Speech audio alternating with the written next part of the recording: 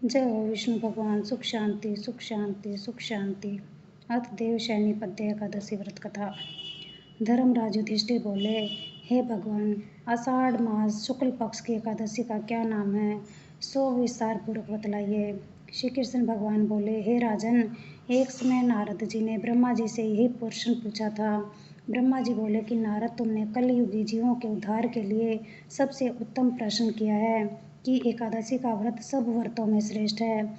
इसके व्रत से समस्त पाप नष्ट हो जाते हैं। इस एकादशी का नाम पद्मा है। इस व्रत के करने से विष्णु भगवान प्रसन्न होते हैं। मैं यहाँ एक पौराणिक कथा कहता हूँ, ध्यान पूर्वक सुनिए। सूर्यवंशी मान्यधामा नाम का एक राजा था। वह सत्यवादी, महान प्रतापी और चक्रवर्ती था। वह अपनी प्रजा का पुत्र की तरह पालन करता था। उसकी समस्त प्रजा धन धान्य से परिपूर्ण थी और सदैव सुखपूर्वक रहती थी। उसके राज्य में कभी अकाल नहीं पड़ता था। एक समय उस राजा के राज्य में 3 वर्ष जल न बरसा, जिससे राज्य में अकाल पड़ गया और प्रजा अन्न की कमी के कारण अत्यंत दुखी रहने लगी। राज्य में यज्ञ आदि होना बंद हो गए। एक दिन प्रजा राजा के पास जाकर प्रार्थना करने लगी कि हे राजन, समस्त विश्व की सृष्टि का मुख्य कारण वर्षा है। उसी वर्षा के अभाव से राज्य में अकाल पड़ गया है और अकाल से प्रजा मर रही है। हे राजन, आप कोई ऐसा उपाय बतलाइए जिनसे हम लोगों का दुख दूर हो। इस पर राजा मान्यधाता बोला कि आप लोग ठीक कह रहे हैं। वर्षा के न होने से आप लोग बहुत दुखी हैं। राजा के पापों के कारण ही प्रजा को दुख भोगना पड़ता है। मैं बहुत सोच विचार रहा हूँ, फिर भी मुझे कोई अपना दोष दिखाई नहीं दे रहा है। आप लोगों के दुख को दूर करने के लिए बहुत यत्न कर रहा हूँ। ऐसा कहकर राजा मान्यधाता भगवान की पूजा कर कुछ मुख्य आदमियों को साथ लेकर वन को चल दिया। वहाँ वह ऋषियों के आश्रमों में घूमते घूमते अंत में ब्रह्मा के पुत्र अंगिरा ऋषि के आश्रम में जा पहुँचा। उस स्थान पर राजा रथ से उतरा और आश्रम में आया। वहाँ मुनि अभी नित्य क्रम से निर्मित हुए थे। राजा ने उनके सम्मुख प्रणाम किया और मुनि ने उनको आशीर्वाद दिया। फिर राजा से बोले कि हे राजन, आप कुशल पूर्वक तो हो, आप इस स्थान पर कैसे पधारे हैं, सो कहिए। राजा बोला, हे महर्षि, मेरे राज्य में 3 वर्ष से वर्षा नहीं हो रही है। इससे अकाल पड़ गया है और प्रजा दुख भोग रही है। राजा के पापों के प्रभाव से प्रजा को कष्ट मिलता है, ऐसा शास्त्रों में लिखा है। मैं धर्मानुसार राज्य करता हूँ, फिर यह अकाल कैसे पड़ गया, इसका कारण मुझे अभी तक पता न लग सका। अब मैं आपके पास उसी संदेह की निवृत्ति के लिए आया हूँ। आप कृपा करके कष्टों को दूर करने के लिए कोई उपाय बतलाइए। इस पर ऋषि बोले कि हे राजन, यह सतयुग सब युगों में श्रेष्ठ है। इसमें धर्म के चारों चरण सम्मिलित है। इस युग में ब्राह्मणों का तपस्या करना तथा वेद पढ़ने का ही अधिकार है, परंतु आपके राज्य में एक शूद्र भी तपस्या कर रहा है। इस दोष के कारण आपके राज्य में वर्षा नहीं हो रही है। यदि आप प्रजा का भला चाहते हैं तो उस शूद्र को मार दीजिए। इस पर राजा बोला, हे मुनि, मैं उस निरपराध तपस्या करने वाले शूद्र को नहीं मार सकता। आप इस दोष से छूटने का कोई अन्य उपाय बताइए। तब ऋषि बोले कि हे राजन, यदि तुम ऐसा ही चाहते हो तो आषाढ़ मास के शुक्ल पक्ष की पद्मा नाम की एकादशी का विधि पूर्वक व्रत करो।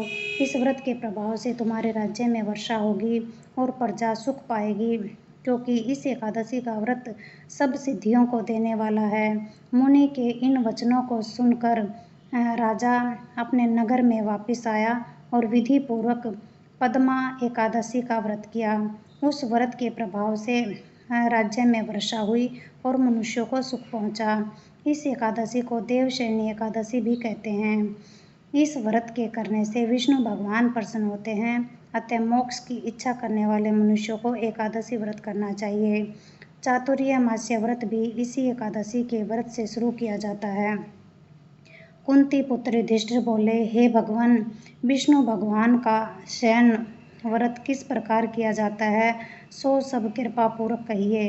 श्री कृष्ण बोले कि हे राजन, अब मैं आपको विष्णु के शयन का व्रत और चातुर्मास्य में जो व्रत कहे हैं वे अब आप ध्यान पूर्वक सुनिए।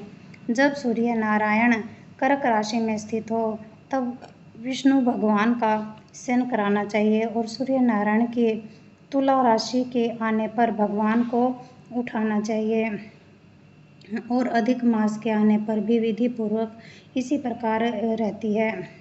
इस विधि से अन्य देवताओं को शयन कराना चाहिए। आषाढ़ मास के शुक्ल पक्ष को एकादशी का विधि पूर्वक व्रत करना चाहिए। उस दिन विष्णु भगवान की प्रतिमा बनानी चाहिए और चातुर्मास्य व्रत नियम से करना चाहिए। सबसे पहले उस प्रतिमा को स्नान कराना चाहिए, फिर सफेद वस्त्रों को धारण कराकर तकिएदार शैया पर शयन कराना चाहिए। उसको धूप दीप नैवेद्य आदि से पूजन करना चाहिए। भगवान का पूजन शास्त्र ज्ञाता ब्राह्मणों के द्वारा करना चाहिए। तत्पश्चात भगवान विष्णु की इस तरह स्तुति करनी चाहिए। हे भगवान, मैंने आपको शयन कराया है, आपके शयन से संपूर्ण विश्व सो जाता है।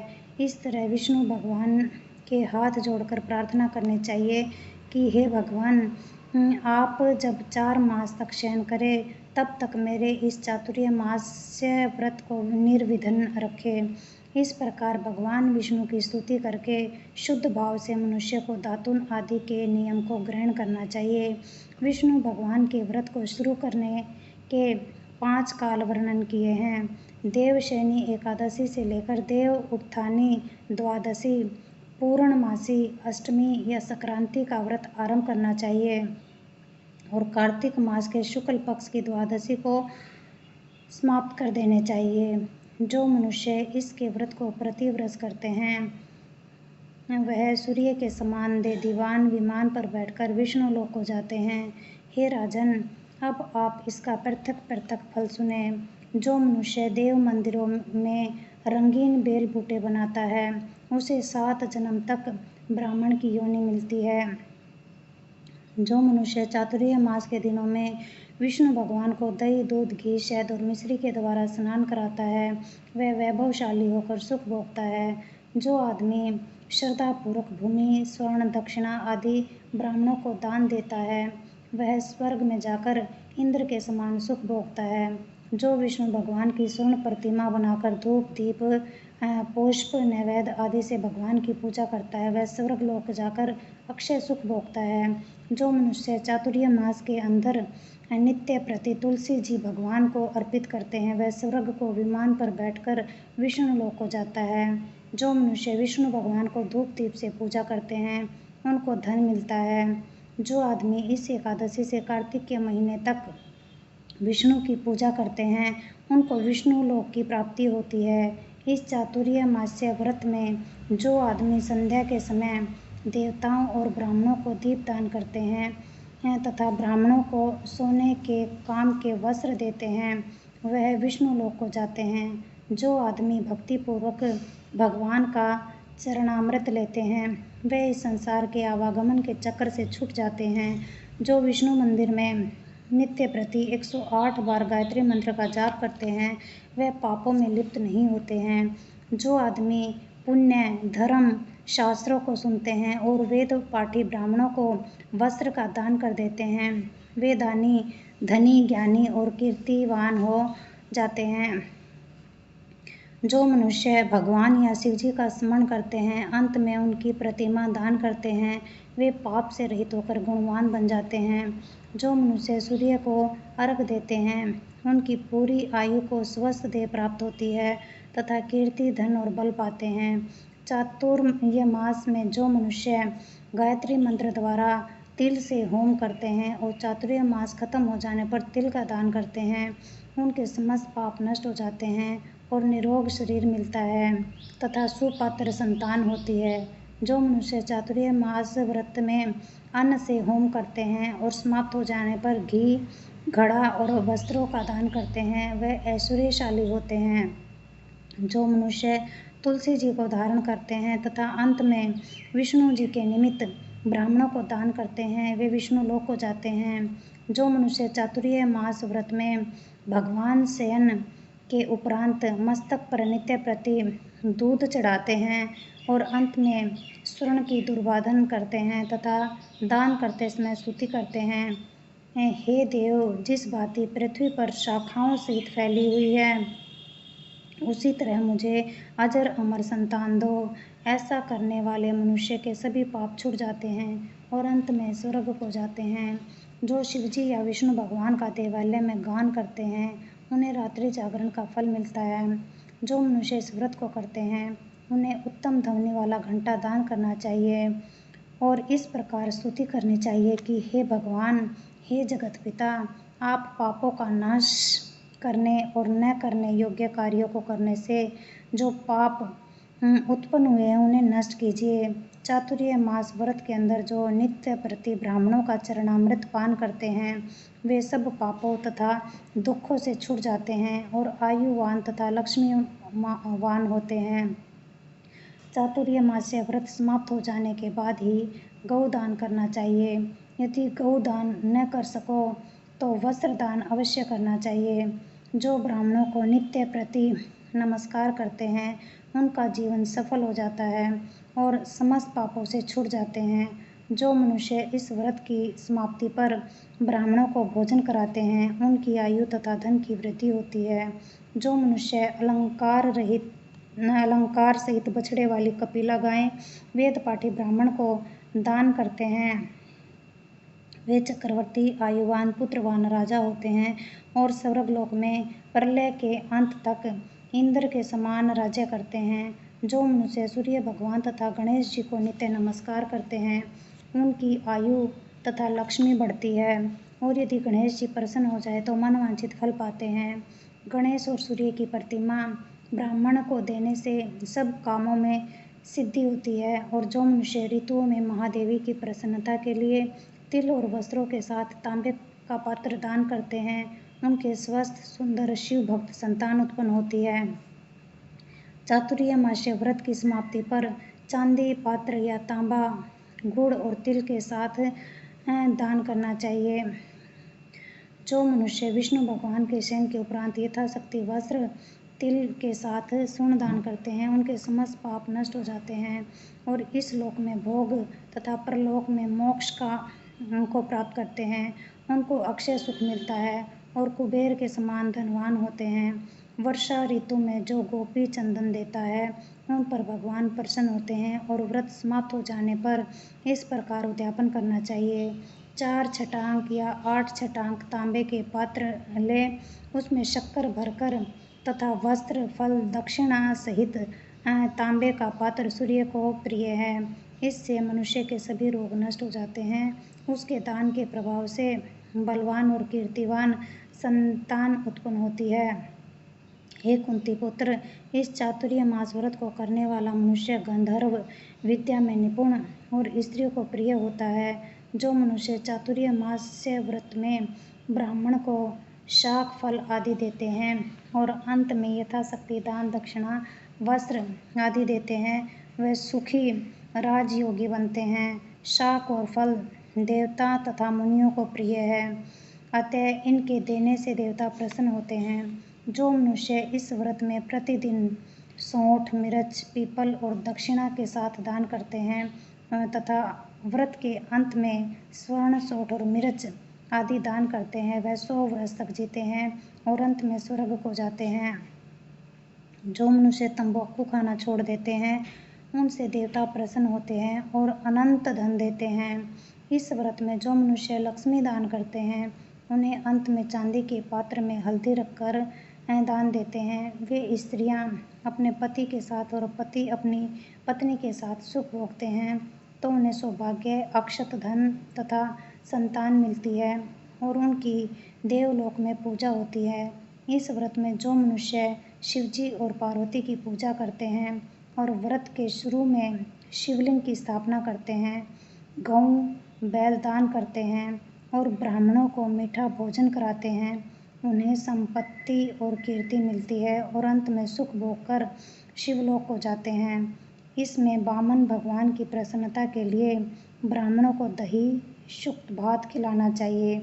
यदि यह नित्य न हो सके तो अष्टमी अमावस्या, पूर्णिमा और प्रत्येक रविवार या शुक्रवार को खिलाना चाहिए। इस व्रत की समाप्ति में भूमि का दान करना चाहिए। यदि भूमि दान न हो सके तो स्वर्ण युक्त पादुका दान करनी चाहिए। ऐसा करने से धन, धान्य, पुत्र तथा विष्णु भक्ति मिलती है और अंत में विष्णु लोक को जाते हैं। जो मनुष्य दान तथा आभूषणों से युक्त बछड़ा सहित गऊ दान करते हैं वह इस लोक में ज्ञानी और किसी के सेवक नहीं बनते और अंत में ब्रह्मलोक में जाकर पितरों के साथ अनंत सुख प्राप्त करते हैं। चातुर्य मास व्रत में जो मनुष्य प्रजापत्य का व्रत करते हैं और इसकी समाप्ति में गौ दान करते हैं और ब्राह्मणों को भोजन कराते हैं वे सभी पापों से छुटकर ब्रह्मलोक को जाते हैं। और व्रत में जो वस्त्र और बैलों के साथ 8 हल दान करते हैं और शाक, फूल और फलाहार करते हैं तथा प्रिय व्रत करते हैं, अंत में दूध वाली गऊ दान देते हैं वह विष्णु लोक को जाते हैं। जो मनुष्य दोनों ऋतुओं में केले के पात्र और फ्लास के पत्तों पर भोजन करते हैं वे इस लोक में सुख पाते हैं तथा जो तेल नहीं खाते उनके सब पाप नष्ट हो जाते हैं। इस व्रत के प्रभाव से ब्राह्मण घात करने वाला, सुरापान करने वाला, असत्य भाषण करने वाला, स्त्री को मारने वाला, किसी के व्रत को बिगाड़ने वाला, अगम्य गमन करने वाला, विधवा गमन करने वाला, ब्राह्मणी तथा चंडालनी से गमन करने वाला, इन सभी के पाप नष्ट हो जाते हैं और अंत में निर्वाण पद को पाते हैं। चातुर्मास्य व्रत के अंत में जो मनुष्य ब्राह्मण को आभूषण युक्त चंदन सहित बैल का दान करते हैं तथा उसे षट्रस युक्त भोजन कराते हैं उनको विष्णु लोक प्राप्त होता है। जो मनुष्य भगवान के शयन करने पर नित्य प्रति रात्रि जागरण करते हैं तथा अंत में ब्राह्मणों को भोजन कराते हैं उन्हें शिवलोक की प्राप्ति होती है। चातुर्मास्य व्रत में जो मनुष्य नित्य एक समय खाकर ही रहते हैं और अंत में भूखे को भोजन कराते हैं उनको स्वर्ग की प्राप्ति होती है। जो भक्ति पूर्वक भगवान के शयन के बाद भूमि पर सोते हैं और अंत में शय्या दान करते हैं उनको शिवलोक में पूजा होती है। इस व्रत में जो मनुष्य मैथुन नहीं करता वह बलशाली, यशस्वी और लक्ष्मीवान होता है और अंत में स्वर्ग को जाता है। चातुर्मास्य व्रत में जो उत्तम चावल या जौ का दान करते हैं वे स्वर्ग को जाते हैं। जो इस व्रत में तेल नहीं लगाता और अंत में कांसे या मिट्टी के पात्र में तेल भरकर दान देता है वह विष्णु लोक को जाता है। जो इस व्रत में शाक नहीं खाता और अंत में हर प्रकार के शाक वेद पाठी ब्राह्मण को देता है वह शिवलोक में जाकर ख्याति प्राप्त करता है। जो इस व्रत में गेहूं दान करते हैं उन्हें अश्वमेघ यज्ञ के फल की प्राप्ति होती है। जो मनुष्य इस व्रत में अपनी इंद्रियों का दमन करता है उसे अश्वमेघ यज्ञ का फल मिलता है। जो श्रावण में शाक, भादों में दही, कवार में दूध और कार्तिक में दाल त्याग देते हैं उन्हें निरोगी शरीर प्राप्त होता है। जो स्नान कर भगवान की पूजा करते हैं वह हरि लोक को जाते हैं। जो मनुष्य इस व्रत में मीठा, खट्टा तथा कड़वे पदार्थ को त्याग देता है वह समस्त दुर्गुणों से छुटकर स्वर्ग को जाते हैं। जो इस व्रत में चंद्रायण व्रत करते हैं वह स्वर्ग को जाते हैं। जो इस व्रत में एकमात्र दूध पर ही निर्वाह करते हैं उसका वंश प्रलय के अंत तक चलता है। जिस दिन भगवान शयन से उठते हैं उस दिन ब्राह्मणों को दान, वस्त्र, भोजन कराना चाहिए। समस्त दान वेद पाठी ब्राह्मण को देना चाहिए। चोरी करने वाला, मद्यपान करने वाला, अगम्य गमन करने वाला, मिथ्या बोलने वाला तथा अन्य त्याज्य करने वाले ब्राह्मणों को दान देने से उल्टा पाप लगता है और नरक की प्राप्ति होती है। जय हो विष्णु भगवान। सुख शांति, सुख शांति, सुख शांति। आरती। ओम जय जगदीश हरे, स्वामी जय जगदीश हरे। भक्त जनों के संकट, दास जनों के संकट क्षण में दूर करे। ओम जय जगदीश हरे। जो ध्यावे फल पावे, दुख बिन से मन का, स्वामी दुख बिन से मन का। सुख संपत्ति घर आवे, धन दौलत घर आवे, कष्ट मिटे तन का। ओम जय जगदीश हरे। मात पिता तुम मेरे, शरण पढ़ूं मैं किसकी, स्वामी शरण पढ़ूं मैं किसकी। तुम बिन और न दूजा, प्रभु बिन और न कोई, आस करूं मैं जिसकी। ओम जय जगदीश हरे। तुम पूर्ण परमात्मा तुम अंतर्यामी, स्वामी तुम अंतर्यामी।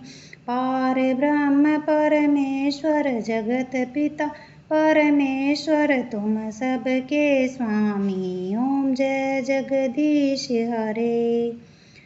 तुम करुणा के सागर तुम पालन करता, स्वामी तुम रक्षा करता। मैं सेवक तुम स्वामी, मैं मूर्ख खल कामी, कृपा करो भरता। ओम जय जगदीश हरे। तुम हो एक अगोचर सबके प्राणपति, स्वामी सबके प्राणपति। किस विध मिलूं दया में, कैसे आऊं शरण में, तुमको मैं कुमति। ओम जय जगदीश हरे। दीन बंधु दुख हरता ठाकुर तुम मेरे, प्रभु सेवक हम तेरे। अपने हाथ उठाओ, दया करो शरण लगाओ, द्वार पढ़ूं मैं तेरे। ओम जय जगदीश हरे। विषय विकार मिटाओ, पाप हरो देवा, स्वामी कष्ट हरो देवा। श्रद्धा भक्ति बढ़ाओ, श्रद्धा प्रेम बढ़ाओ, संतन की सेवा। ओम जय जगदीश हरे।